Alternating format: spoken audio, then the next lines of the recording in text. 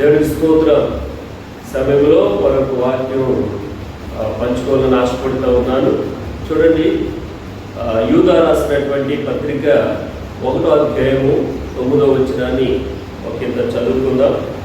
అయితే ప్రధాన దూత అయినటువంటి మిఖాయేలు అపవాదితో వాదించుచు మోషే యొక్క శరీరమును గురించి తర్కించినప్పుడు దూషించి తీర్పు తీర్చ తెగింపక ప్రభు నిన్ను గర్దించునుగాక అని. ఇక్కడ మనకి ప్రధాన దూత అయినటువంటి మిఖాయేలు కనబడతా ఉంది. తర్వాత అపవాది, వీళ్ళిద్దరి మధ్యలో తర్కం జరుగుతున్నట్టుగా యోధా రాస్తూ ఉన్నాడు. మరి ఏ విషయంలో వీళ్ళిద్దరి మధ్యలో తర్కం జరుగుతుంది, వాదం జరుగుతుందని మనం చూస్తే గనక భక్తుడైనటువంటి మోషే యొక్క శరీరం గురించి వీరికి తర్కం జరుగుతుందని మరి యోధా పత్రికలో స్పష్టంగా రాస్తూ ఉన్నాడు. జరిగిన విషయాన్ని మనం చూస్తే, దేవుని బిడ్డారా, మోషే చనిపోయినప్పుడు మరి ద్వితీయోపదేశ కాండంలో మనం చూస్తే గనక 34వ అధ్యాయము 6వ వచనంలో మనం చూస్తే గనక మనకు ఒక మాట కనపడతా ఉంది. అతని సమాధి ఎక్కడ ఉన్నదో నేటి వరకు ఎవరికి తెలియదు. మోషే చనిపోయాడు, కానీ అతని యొక్క సమాధి ఎక్కడ ఉందో మరి ఎవరికి కూడా, ఏ నరుడికి కూడా తెలియదని మరి ద్వితీయోపదేశ కాండంలో చెప్తా ఉన్నాడు.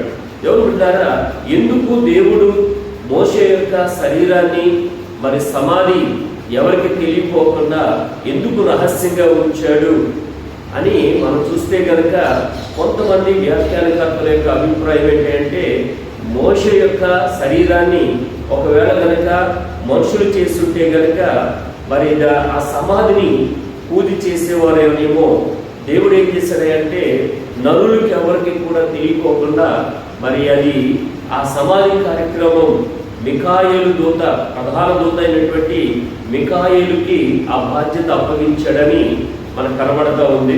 దేవుడు బిడ్డారా, మరి ఎందుకు ఆ శరీర విషయంలో తర్కం జరుగుతుందనంటే, మిఖాయేలు ఆ శరీరాన్ని సమాధి చేసే టైంలో అపవాదు వచ్చి ఫిర్యాదు చేస్తున్నట్టుగా మనం చూస్తూ ఉన్నాం. ఎందుకనంటే మోషే మరి నిర్గమకాండంలో మనం చూస్తే కనుక కోపంతో ఒక ఐగుప్తుని చంపివేశాడు.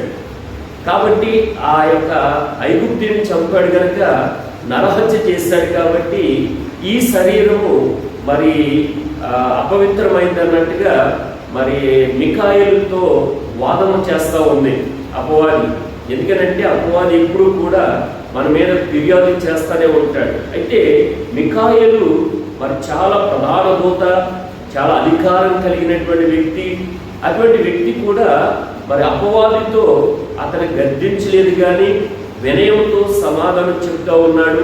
రెండోది ఏంటంటే, ప్రభువు నిన్ను గద్దించునుగా కానీ ఒక విషయాన్ని మరి స్పష్టంగా చెప్తున్నాడు. ప్రభువు నిన్ను గద్దించునుగా అంటే తనకు అధికారం ఉన్నప్పటికీ కూడా ఎంతో వినయంతో ప్రభు యొక్క అధికారానికి అతను అప్పగించుకుంటున్నాడే కానీ తనకు అధికారం ఉంది కదా అని మరి అపవాదితో వాదం చేయట్లేదు, కానీ లేకపోతే గద్దించుతూ తన అధికారాన్ని ఉపయోగించుకోవట్లేదు, కానీ దేవుని యొక్క అధికారం మీద ఆధారపడుతూ ఉన్నాడు. దేవుని బిడ్డారా, మన జీవితంలో మనం కూడా మరి ప్రధాన దూత అయినటువంటి మిఖాయేలుకి ఎంత అధికారం ఉన్నప్పటికీ కూడా దేవుని అధికారంతోనే ఆ అపవాదిని జయించగలుగుతామన్నట్టుగా ఆ దేవునికే అప్పగిస్తూ ఉన్నాడు. కనుక మన జీవితంలో మనం కూడా అపవాదిని ఎదిరించాలంటే మన శక్తి వల్ల, మన బలం వల్ల వాడిని ఎదిరించలేము, కానీ దేవుని యొక్క వాక్యం చేతను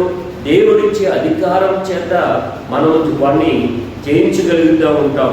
ఎందుకంటే పౌలు భక్తుడు ఎఫెసీ సంఘానికి రాస్తూ ఉన్నాడు. 6వ అధ్యాయము 10వ వచనంలో చూస్తే అక్కడ ఒక చక్కటి మాట మనకు కనబడుతూ ఉంది. తుదకు ప్రభు యొక్క మహాశక్తిని బట్టి ఆయన యందు బలవంతులై ఉండండి. చూడండి, దేవుని యొక్క శక్తి చేత మాత్రమే మనం బలవంతులుగా ఉండగలుగుతాం, కానీ వాడు ఓడించాలంటే దేవుని యొక్క వాక్యం చేత, లేకపోతే దేవుని యొక్క శక్తి చేత వాడిని ఓడించగలుగుతామనేది మనకు అర్థమవుతూ ఉంది. ఎందుకంటే మన శక్తి చేత కాదు, మన బలం చేత కాదు, కానీ దేవుని యొక్క ఆత్మశక్తి ద్వారా మాత్రమే దేవుని బిడ్డల జెరుబ్బాబెలు మరి ఒక కొండని సదును భూమిగా మారుస్తానంటున్నాడు. కాబట్టి ఇక్కడ మిఖాయేలు కూడా తనకు అధికారం ఉన్నప్పటికీ, బలం ఉన్నప్పటికీ కూడా అపవాదిని మరి ప్రభు నిన్ను గద్దించిందిగా, కానీ ప్రభు యొక్క అధికారానికి అతను అప్పగిస్తున్నాడే తప్ప తన అధికారాన్ని ఉపయోగించుకోవట్లేదు. ఎవరు బిడ్డారా, మనం కూడా మనకి ఈ లోకంలో ఎన్నో ఉండొచ్చు, కానీ అపవాదిని ఎదిరించాలంటే అది ప్రభు శక్తి వలన లేదా ప్రభు యొక్క వాక్యం ద్వారా మాత్రమే వాడిని ఎదిరించగలుగుతామనేది దేవుని వాక్యం తేటగా ఇక్కడ తెలియజేస్తూ ఉంది. యోధ అదే ప్రస్తావిస్తూ ఉన్నాడు. కాబట్టి దేవుడు బిడ్డారా, మనం కూడా మరి మిఖాయేలు ఏ విధంగా తన అధికారం కాకుండా దేవుని అధికారానికి ఎలా ఉపయోగించి వాడిని ఎదిరించాడో మనం కూడా దేవుని యొక్క అధికారానికి మనం అప్పగించుకోవాలి.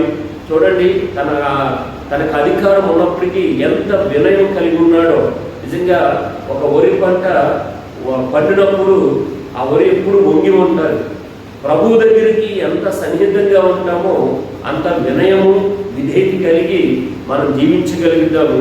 ఇక్కడ మిఖాయేలు కూడా ఎంతో ప్రభువుకి సన్నిహితంగా దగ్గరగా ఉన్నాడు కాబట్టి ఎంతో వినయంతో ప్రభు అధికారంకి అతను అప్పగించుకుంటున్నాడే తప్ప మనం కూడా ప్రభు యొక్క అధికారంతో వాడిని ఎదిరిద్దాం. దేవుడు యొక్క యేసు ప్రభువాని లోకంలో ఉన్నప్పుడు కూడా మరి వాక్యం చేతనే వాడిని ఎదిరించినట్టుగా మనం చూస్తూ ఉన్నాం కనుక మరి ప్రభువుని బట్టి బలవంతులుగా ఉండి వాడిని ఎదిరించే శక్తిమంతులుగా ఉందాం. అట్టి కృప దేవుడు మీకు ఇవ్వాలని ఆశిస్తూ ఈ మాటలు ముగిస్తా ఉన్నాను. దేవుడి కొద్ది మాటలు మన వెనుకలో దీవించిన కాక.